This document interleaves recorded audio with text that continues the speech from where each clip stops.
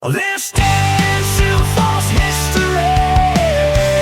This day in Sioux Falls history is brought to you by Thomas James and Bechtold Jewelry, the oldest jewelry store in South Dakota, using time-tested techniques to restore and repair jewelry and using the latest technology to create custom pieces. Thomas James and Bechtold Jewelry, 325 South Phillips Avenue in downtown Sioux Falls.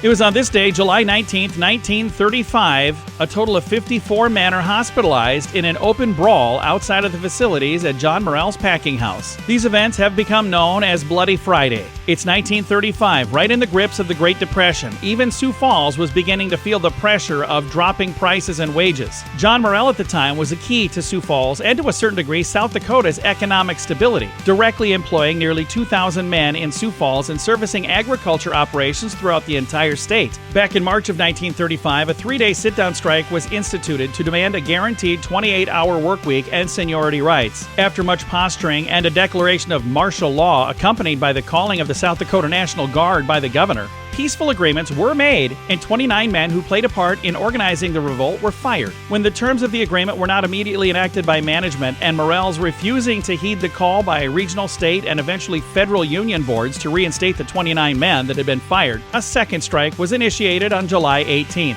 In the days between March and July, the economy had continued to spiral, and there were 200 men who declared they couldn't afford to strike and miss work for any number of days. These 200 men carrying billy clubs marched from downtown Sioux Falls to Weber Avenue right into the picket lines. About 60 men made it inside the plant, while the rest continued in a melee outside. Of the 54 men taken to the hospital, 13 were strikers. The other 4 were a part of the gang trying to push through the lines. In a rather impressive change of heart, after the first day, strikers agreed to let men through the line as long as they were employees and not replacement workers. Although the number of strikers continually shrank as financial strain forced many men back to work, it would be 2 years before workers and management came to a final agreement. This day in Sioux Falls history has been brought to you by Thomas James and Bechtold Jewelry. Hi, this is Thomas James with Thomas James and Bechtold Jewelry. We're absolutely honored to be able to look back on the history of Sioux Falls because we feel we're part of that. But we always look forward to the future and working with your grandchildren. It's more than jewelry, it's love. Come and see us at Thomas James and Bechtold Jewelry at 325 South Phillips Avenue,